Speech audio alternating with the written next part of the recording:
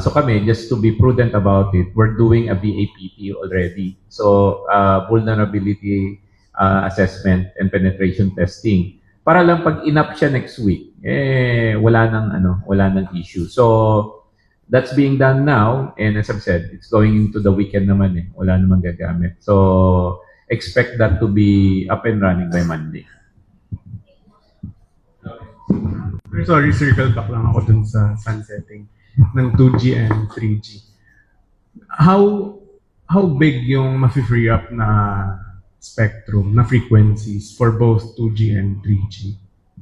Medyo substantial. So the exact range, I'll send to you over time, but it's substantial in a way that they can now deploy more 4G and 5G.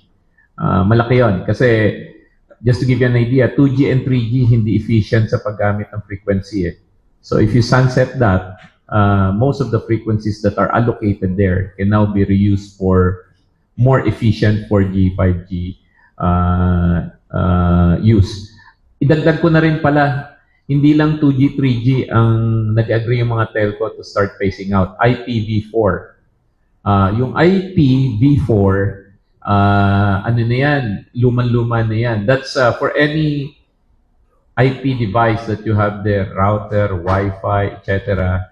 IPv4 yan. Ang ngayon, IPv6 na. So, parang 2G, 3G, 4G. Ito, V4 is the old version, V6 is the new version, which is secure. Si dito, since bago pa lang yung network niya, V6 na siya. Si Globe, V6 na rin siya. Okay? Nag-refresh siya Ang kailangan na lang naming tutukan is si PLDT, where PLDT, nag-usap naman kami kanina, they're willing to accelerate the program to phase out V6. Pero intindihin po natin, hindi lang sila yung dapat nakausap kasi marami rin silang customers na sa V4 pa rin. So, isa na dyan yung gobyerno. And kami naman in government, since we are going to enter into the ASEAN summit starting December, we're rushing also to take out our V4. Bakit po? Mas secure po yung mas bagong technology. Doon po sa mga nakikinig sa atin, habang gumaganda yung technology, lalong lumalakas yung cybersecurity protection niya. Sir, sorry, last na. If we sunset 2G and 3G, how big yung maapektuhan na Filipinos? Ay, konti na lang yon. Oo. Ano na bang smartphone penetration natin versus sa feature phones na? Oo. I'm sure there's still Filipinos who use them, especially in the outskirts, sa mga far-flung areas. Do we have data on how big yung maapektuhan? Siguro mga 6 to 7 million na lang yon. Out of the, ilan na ba tayo? 80 million na ba tayo? O 100? Hindi, na cellphone cellphones. 100 plus na nga ata. Mas marami pa. So mga less than 10%. Pero yung 10% kasi na yon, syempre hindi mo naman pwede silang tanggalin. So dapat i-phase out na. So largely pa rin tayo, 4G, 5G.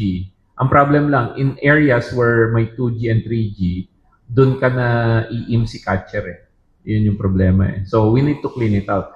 Ang security kasi, di ba, you're only as strong as your weakest link. So we need to remove the weakest link. And that is 2G and 3G right now. And IPv4.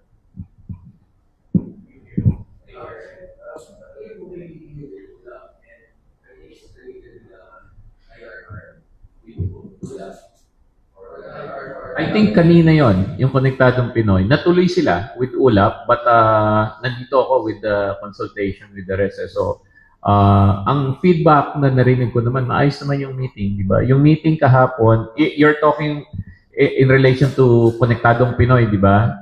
So, on the Konektadong Pinoy, kahapon, we had a meeting with the telcos. Maayos naman yung meeting. That was almost the whole afternoon. Kanina is ULAP. ULAP is the LGU Association, di ba? So maayos din yung yung meeting kanina. I wasn't there but I got good feedback naman na okay siya. October 2 ata yung target natin to come out with the IRR.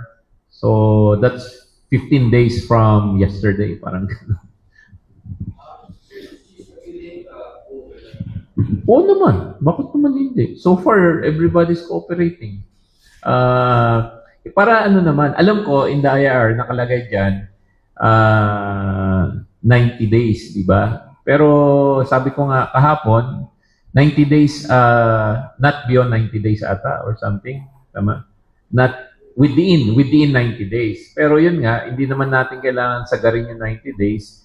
Napaghandaan na naman yan. So, ang target namin is October 2, done na siya. Para maluwag naman, para we have more than enough time before the deadline. Ayaw namin nagkrakram eh. Gusto namin, pagkakailangan na, hindi ilabas na natin kaagad.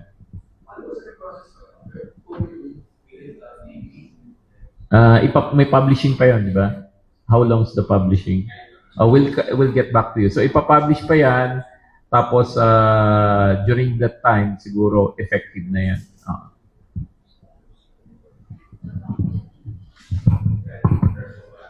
Good evening po, sir. Kiran po from Bumura. Sir, nabanggit niyo po kanina na mas mapapabilis po yung pagtanggalas ng mga online harms sa social media. Can you please enlighten us, sir, paano magiging process po ng pagtanggal ng mga online harms na nadedetect natin? Well, kasi dati meron kami, even though may green lane kami dati with social media platforms, medyo natatagalan pa rin kami, especially on certain issues. Kaya we're trying to work within the community standards, identifying ano yung pwede namin gamitin within their community standards para more or less automatic na yung pag-take down. And we're happy naman that they're very open to helping us understand the community guidelines ng kanya-kanyang platform so we can work within those community guidelines. And then, after that, nakikipag-usap din tayo na on how legislation can help them comply din do sa mga to solve yung mga iba't ibang online harms. For example, yung definition ng fake news, yung mga definition ng iba't ibang klaseng online harms na hindi naman natin nakikita dati pero because of the advent of new technologies and yung use of these technologies, nag-emerge siya. So, then, tapos yung sa telco naman, nag-agree kami kanina, because of the SIM Registration Act, lahat ng bumili ng SIM, prepaid or postpaid, meron ng database. So, kung halimbawa, may gumamit ng cellphone for illegal activities, meron na kaming process ngayon. Hindi pa siya nalo-launch because baka in 2 weeks time we'll launch it. Pero ang napagkasunduhan namin sa kanila, pagka may nakita kaming reklamo sa 1326 or sa 1326@dict.gov.ph, i-attach nyo dun yung screen cap ng telepono and the phone number. Dapat within 1 hour, tuloy-tuloy siya ma-block yung number. At the same time, tinatrabaho na ng CICC yung tinatawag natin na e-subpoena. They will coordinate with DOJ, NBI, na pag eto binigyan namin ng proof na gumawa ng harm, automatic magkakaroon na ng e-subpoena. Mahahabol na namin yung tao kasi makukuha namin from the telco yung pangalan kaagad. Ngayon kasi ang tagal eh. By the time makuha namin yung pangalan, wala na. Ilang araw na yung nakalipas. So, yun, bibilis din yun. so basically what the secretary is saying, hindi na makakapagtago itong mga criminal actors na to behind anonymity. So we will use talaga yung SIM Card Registration Act for the purpose it was really enacted for. Sir, follow-up ko lang. Medyo sundutan ko lang, sir. Kasi alam naman natin, sa darating na Sunday, sir, is may malawakang rally or nagagawin sa iba't ibang lugar. Sir, so far po sa DICT, sa part ng DICT, may namomonitor po ba tayo na online harm to spread some threats or something with regards po sa upcoming event po? So, on the weekend naman, we support the democratic expression of the people, di ba? And we want to keep it safe from harm also, physically and digital. Yun namang threat monitoring center natin, which is under CICC in Quezon City, has been active ever since. So, ginamit namin yan sa COMELEC, and nakita nyo naman yung nangyari doon sa election pala, midterms, nakita nyo naman sa midterms, maayos naman na itawid yung election ng walang major incident. So, and that has been active during the illegal online gambling campaign. Active pa rin siya. On this weekend naman, active din siya. We're closely monitoring it. And so far, we consulted the social media platforms. Most of the chatter are peaceful and encouraging people to peacefully express their opinions. Kung may makita kami dyan na mangilan-ngilan na hindi peaceful, we will act on it immediately. And the platforms and the telcos will make sure na they proactively police that also. We want to keep the streets and the digital airwaves as peaceful as possible. Ay, lagi naman kaming heightened alert eh. Well, etong this weekend, since do sa like yung sa yung sa COMELEC. So we activated the same COMELEC protocol. So the monitoring center has representatives from different law enforcement. Ngayon, ang nabago lang is kasi we need kasi dati 'di ba nung election yan COMELEC. Ito naman ngayon digital. So we have the telcos in our threat monitoring center to observe and to lend their expertise there. Social media platform are also monitoring, and our friends from the cybersecurity community nandun din. So nakabantay po tayo to make sure na peaceful po lahat yan.